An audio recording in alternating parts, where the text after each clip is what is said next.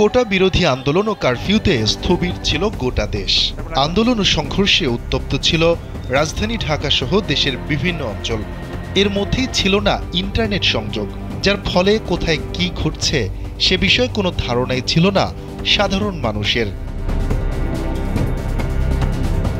এমন পরিস্থিতিতে খবরের জন্য উন্মুখ হয়েছিল দেশের মানুষ।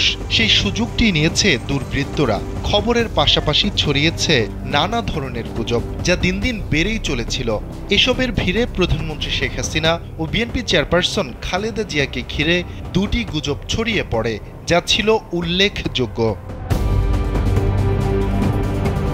স্পেনের প্রধানমন্ত্রী পেদ্রো সানচেজের আমন্ত্রণে প্রধানমন্ত্রী শেখ হাসিনার ৩ দিনের সফরে ২১ জুলাই মাদ্রিদ যাওয়ার কথা ছিল।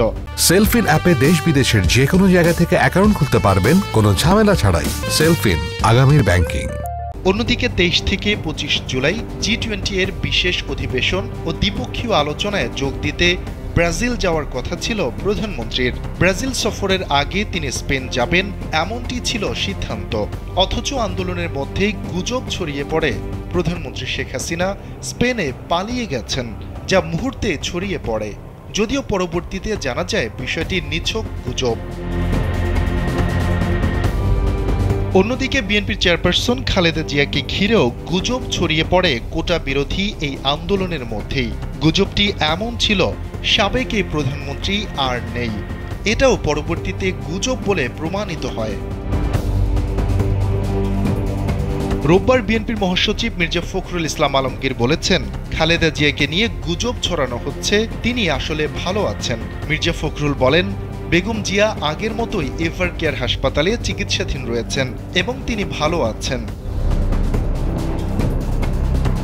এর আগে কোটা সংস্কারের দাবিতে আন্দোলনে নামেন শিক্ষার্থীরা, যার পরিপ্রেক্ষিতে টানা কয়েকদিন ঢাকার বিভিন্ন প্রান্তে সহিংসতার ঘটনা ঘটে।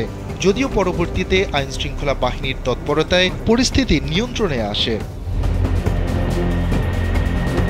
এরপর গেল রোববার সরকারি চাকরির কোটা নিয়ে রায় দেন আপিল বিভাগ। সরকারি, আধা সরকারি ও স্বায়ত্তশাসিত প্রতিষ্ঠানের চাকরির সব গ্রেডে মেধার ভিত্তিতে নিয়োগ হবে ৯৩%, বাকি ৭% নিয়োগ হবে কোটার ভিত্তিতে।